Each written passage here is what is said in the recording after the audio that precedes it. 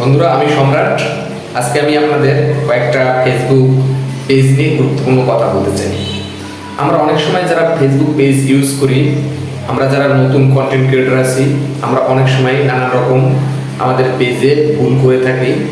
এই ভুলের কারণে আমাদের অনেক মাসুল দিতে হয়, আমাদের পেজে নানান রকম সমস্যা দেখা দেয়। কারণ আমরা ভিডিও পোস্ট করি বা যে কোনো জিনিস পোস্ট করি ভালোভাবে জানি না, কোনো গাইডলাইন না নিয়েই আমরা এগুলো পোস্ট করি, যার কারণে ফেসবুক কিন্তু আমাদের কপিরাইট ইস্যু দেয় বা অনেক সময় যারা মনিটাইজ হয়ে থাকে তাদের মনিটাইজ সাসপেন্ড করে দেয়, যার ভুক্তভোগী আমিও। আমার কিন্তু এটা ছাড়া একটা পেজ আছে, আপনার স্ক্রিনে লক্ষ্য করবেন জবা সম্রাট ব্লগ। এই পেজটা আমি 2023 সালে খুলছি। এই পেজে ফলোয়ার 17,000, মোটামুটি ভিউ ভালো। আমি 2-3টা ভিডিও করছিলাম, রিসেন্টলি ভাইরাল হয়েছিল, প্রায় 2 মিলিয়ন প্লাস ভিউ হয়েছে। তো আমারই কিন্তু নিজের কন্টেন্ট ছিল ওখানে, সেই ভিডিওটায় তারা কপিরাইট দিয়ে ভিডিওটা তারা ডিলিট করে দিছে ফেসবুক টিম, এবং ওখানে আমার মনিটাইজ সাসপেন্ড করে দিছে। আমার স্ক্রিনে আপনারা লক্ষ্য করতেছেন। আমি এটা নিয়ে একটা ভিডিও করি যে আমার এই যে মনিটাইজটা সাসপেন্ড করছে, এটা যদি কেউ ঠিক করে দিতে পারে তাহলে একটু কমেন্টে জানাবেন। তো অনেকেই কমেন্ট করছে। এক ভাই আমাকে ইনবক্সে আসতে বলল, ইনবক্সে গেলাম, সুন্দরভাবে কথা হচ্ছে আমার সাথে, সব কিছু ঠিক করে দেবে, ওকে করে দেবে, অগ্রিম টাকা নেবে না, শুধুমাত্র বলছে কিছু ডলারের টাকা হয়তো দিতে হতে পারে, 200-300 টাকা। আমি সব কিছুতে রাজি হয়ে গেছি। ভাই, এমন প্রতারণার শিকার কিন্তু আমরা প্রায় হয়ে থাকি যারা নতুন কন্টেন্ট ক্রিয়েটর আছে। তো ভিডিওটা সবাই মনোযোগ দিয়ে শুনবেন। তারপরে বাস ওকে, তার সাথে SMS এ কথা বলতেছে, সে অনেক কিছু দেখেছে। আমি তাকে জিজ্ঞাসা করছি, ভাই আমার পেজটা আপনি খেয়ে দিয়েন না। সে অনেকভাবে বলছে, দেখেন ভাই বিশ্বাস করেন উপরওয়ালা আছে, অমুক সময়, যাই হোক অনেক কথা বলছে, আমি বিশ্বাস করে নিছি। তো পেজটা ঠিক করতেছে। তো আমি রাত্র 10টার দিকে পেজটা দিছি, বলছে যে 12টার দিকে হয়ে যাবে। যাই, 12টার দিকে হয় নাই। তো কিছু কিছু ডকুমেন্ট দিচ্ছে, আপনাকে স্ক্রিনে দেখতেছেন, জবা সম্রাট ব্লগ দেখেন, উনি এইসব আমাকে দেখাইছে। আর বলছে যে আপনার কাজটা কিন্তু প্রায় শেষ, আপনি নিশ্চিন্তে ঘুমান, সকালে ঠিক হয়ে যাবে। বাট সকাল 8টার দিকে আমাকে নক করছে, ভাই রাত্রে আমি এটাই করছি, তো ডলার লাগবে। কত ডলার? এই 900 টাকার ডলার লাগবে। কত ডলার কথা বলছো? হ্যাঁ, যেটা তো আপনাকে আগেই বলছি। ঠিক আছে, ওকে, আমি 900 টাকা সাথে সাথে দিয়ে দিচ্ছি।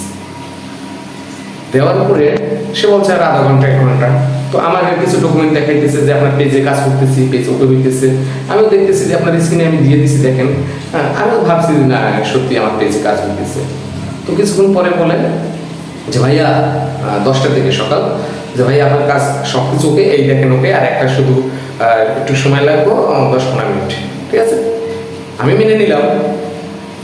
10-15 মিনিটের পর 1 ঘন্টা পরে আবার SMS করছে, বলে ভাইয়া এখন আপনি একটা কাজ করবেন, শুধু আপনার আইডি থেকে আপনার এই পেজটা যে আইডিতে লগ ইন করা আছে সবগুলো লগ দেবেন তারপরে একটা EMI নাম্বার দেবো, ওইটা শুধু আপনি লগ ইনের সময় বসাবেন, তাহলে আপনার পেজের সব কিছু হয়ে যাবে, আপনার সাসপেন্ড ওটাও সবুজ হয়ে যাবে, সব কিছু ওকে। আমি ভাই সরল মানুষ, আমি বিশ্বাস করে নিচ্ছি। তারপরে আমি লগ আউট করলাম, করার পরে বলে ভাইয়া আপনি এখন দোকানে যান, 3000 টাকা পাঠাই দেন, তাইলে আমি একটা EMI নাম্বার দেবো, ওই নাম্বারটাকে লগ ইন দেবেন, তাহলে সব কিছু হয়ে যাবে।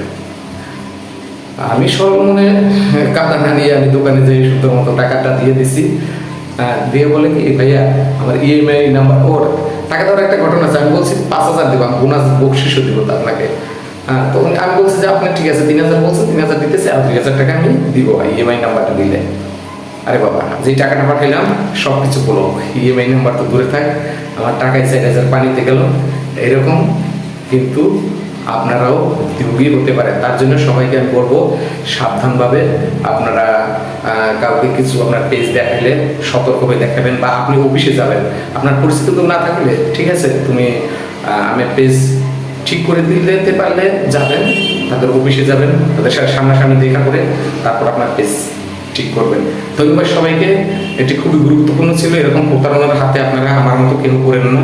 দেখেন, এই 4000 টাকা হয়তো আমি ফেসবুক পেজ থেকে কবে পাবো জানি না, কিন্তু আমার 4000 টাকা কিন্তু চলে গেছে।